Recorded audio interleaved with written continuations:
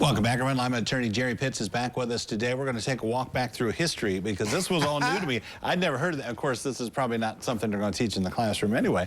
But take us back to Alabama, late 1800s, early 1900s, and tell us what you were telling me about property taxes. Well, what they came up with, normally the wealthiest people in those areas, especially in the South, are the property owners. They're the wealthiest. So what they came up with through their legislation and their constitution was that their taxes cannot be increased, regardless how they increase their property. You're talking about property taxes, so they can add on hundreds of acres and it stays the same. Right, and it passes on through the family. Okay. So a lot of people back there, and even up to the day, are paying some taxes that are totally antiquated. Right. And their taxes cannot be increased unless they sell or get rid of the property. So therefore, some of them are paying virtually very little property taxes. So ultimately, the burden falls on the state.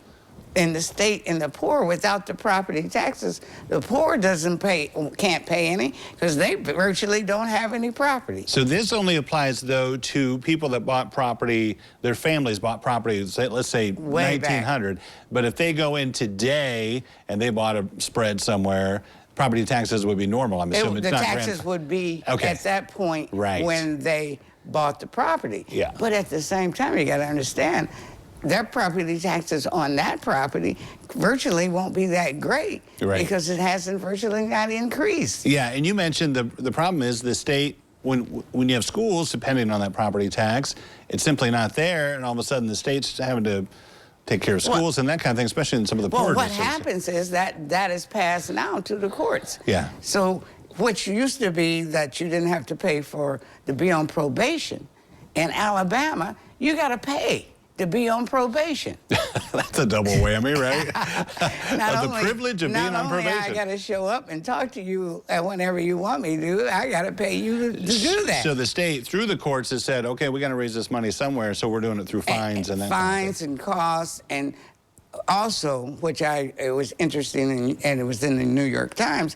They said what is happening is that it makes the police department a bit more active as to traffic arrests. Because it means some scratch, I mean, that's where they're getting their money as well.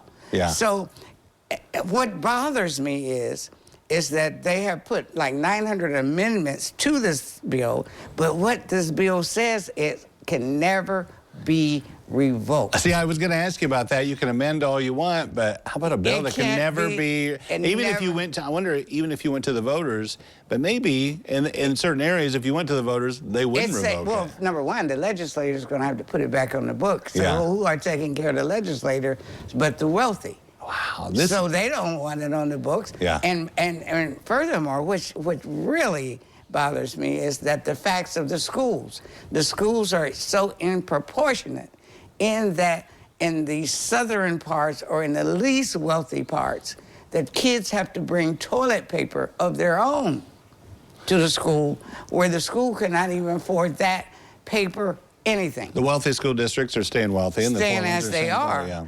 Because they have the money to even subsidize the school system because they're not paying virtually any state taxes. Wow. So the courts are virtually burdened down with trying to take care of the hospitals, the schools, the police department, not only the teachers and et cetera. And what people need to understand is other states are starting to adopt parts of this, even as far as California. So if this becomes a trend, then our educational system, as well as even our public services systems, are going to take a real big hit. That brings me to another point that I like to talk about next time. I think we ought to talk about State Issue 1. Okay.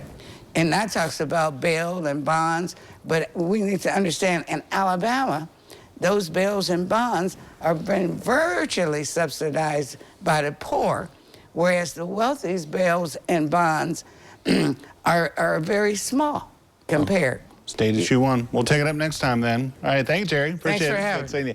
Now, going medical news coming up next on Noon Edition.